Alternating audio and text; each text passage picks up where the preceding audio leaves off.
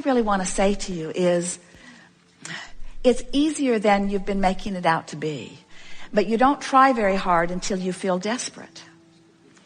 But when you're desperate, then it's a little bit harder, because then you've got all that manifestation that you have to overcome.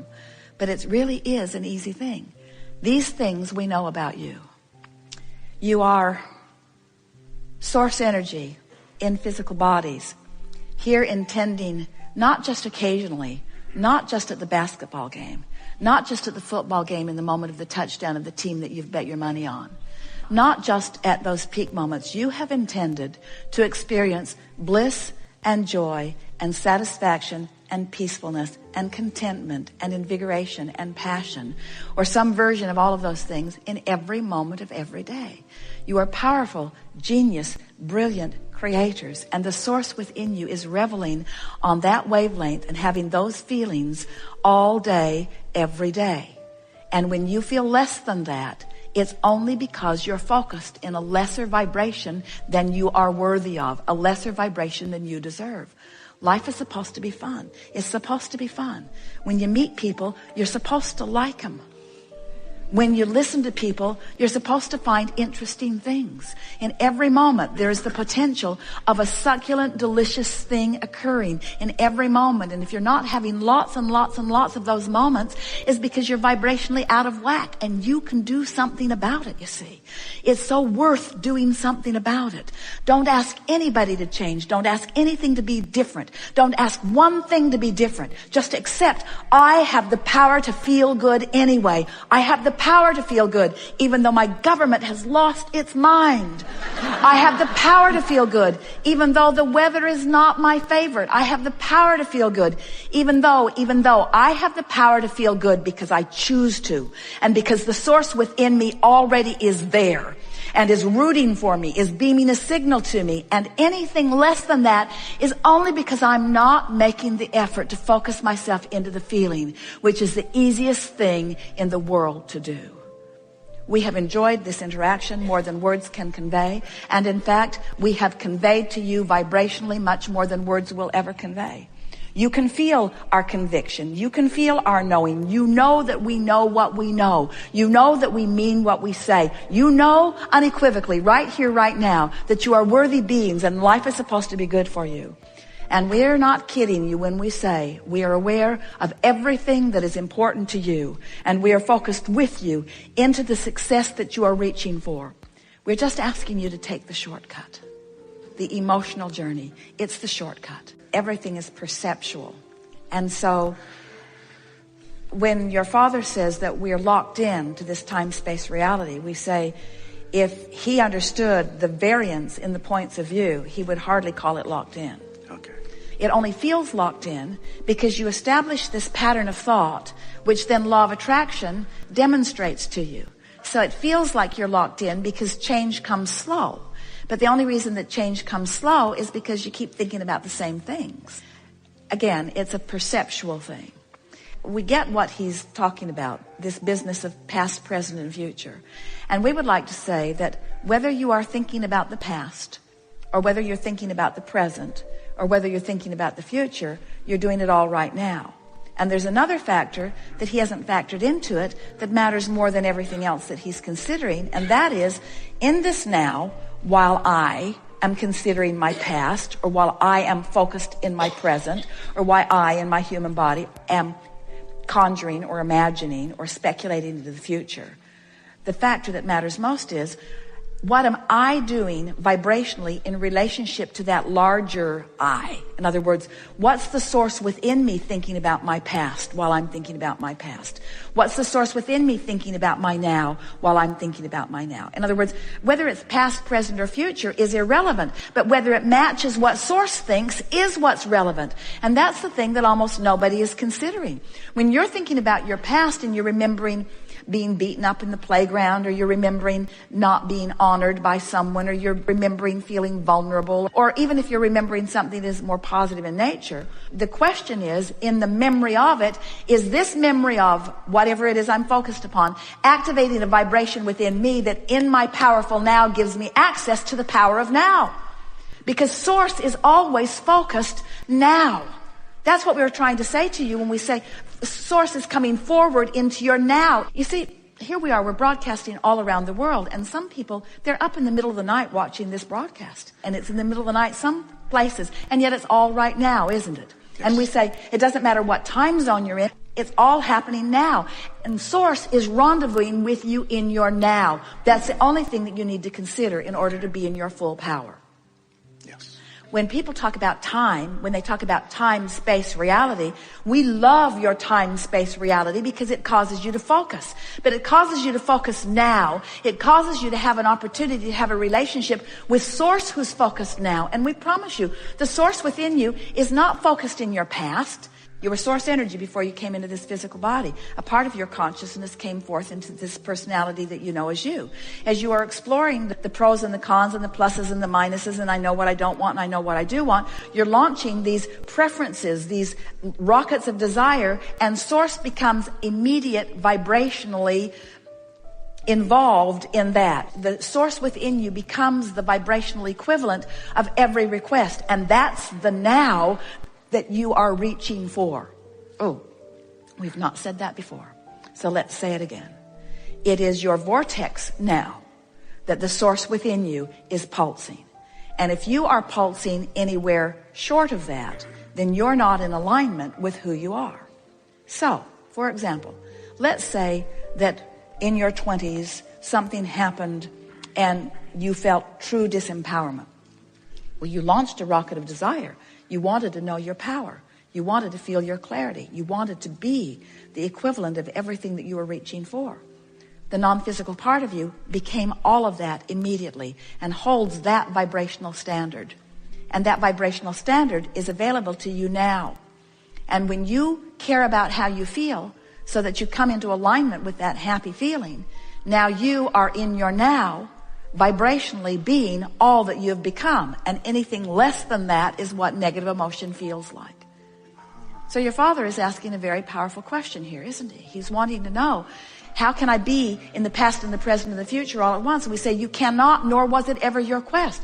In other words, what you wanted to be was fully present in your now, and you can only do what you can do. In other words, if you're not tapped in, tuned in, turned on to the Source within you, so what? You are where you are, and where you are is the beginning of the journey. So let's say you're in the middle of contrast. You're in the middle of something really not wanted, and you're launching these rockets. Well, these rockets mean that the Source within you has become this weller being, or this more prosperous being, or this more clear-minded being. And if you don't forget, if you always remember that now that non-physical part of you has become it and is expressing it to you here, and in this moment you're doing your best to feel as you can feel right here and now, then isn't all of that going to come full circle into your now? And isn't your empowerment going to return? Or isn't your prosperity going to return? Doesn't it have to be once you get that into proper place? So, start again. Abraham. So there's the past, and there's the present, and there's the future. And we say, really, there's only now. In the now you can be thinking about the past, you can be thinking about the present, you can be speculating or thinking about the future, but you're doing it all right now. And the big question is, while I'm doing any of those things now, what's my inner being doing about the thing that I'm doing right here and now? So as I'm thinking about my past and remembering getting beat up on the playground and resenting that rotten kid who beat me up that year and the next year and the next year and the next year and the next year, and I've hated him ever since. Ooh, I have so much resentment about all of that. As I'm thinking about that now, the only question worth asking is, what's my inner being thinking about that right now? Because remember, your inner being is focused where you're focused. The question is my inner being in agreement with the way I am focusing? And when I'm full of resentment, what does that tell you? What's the clue? My inner being is not in agreement with my assessment of what happened. Well, is my inner being stupid? I remember it clearly. I was there. Why is my inner being trying to make sunshine out of something that was so rotten? And we say, because your inner being knew that in that contrast you were launching rockets, and your inner being immediately became the vibrational equivalent. Your inner being took the bounce. Your inner being received the gift. Your inner being received the expansion. Your inner being lived what you intended to live through the process, and your inner being remembers it all. All right, so that's what making peace with something is. It's that even though it was something unwanted, there was value that came from it, which I have the ability to focus upon right now.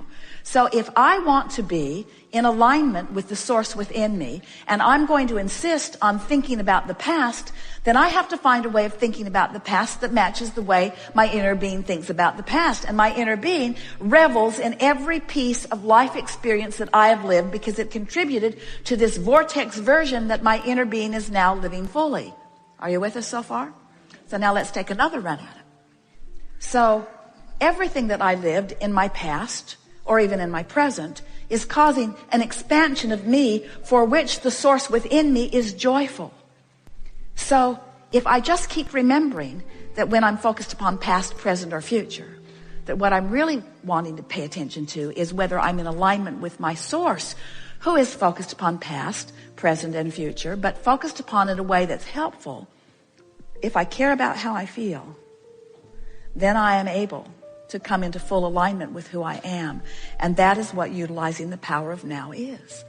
In other words, you're not really utilizing the power of now if you've got yourself pinched off from the larger part of you who is utilizing the power of right now.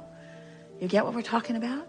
You are source energy who loves. In a moment that you're not loving, whether you're not loving about something that happened in the past, or whether you're not loving about something that happened just now, or whether you're not loving about something that you're worried about, if you're not loving, then you are not allowing yourself to live as you have intended to live. And it's that deprivation that equals negative emotion every single time.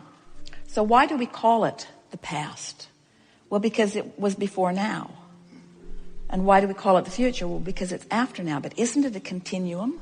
And is there really anything other than now? Do you agree with that? Is there anything other than now?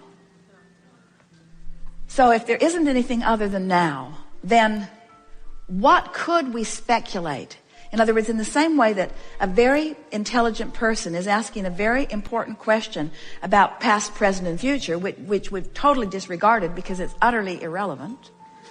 Because we're doing it all now. We're doing it all now. We're doing it all now. We're doing it all now. We're doing it all now. We're doing it all now. So past, present, and future is irrelevant. We're doing it all now. We're doing it all now. We're doing it all now.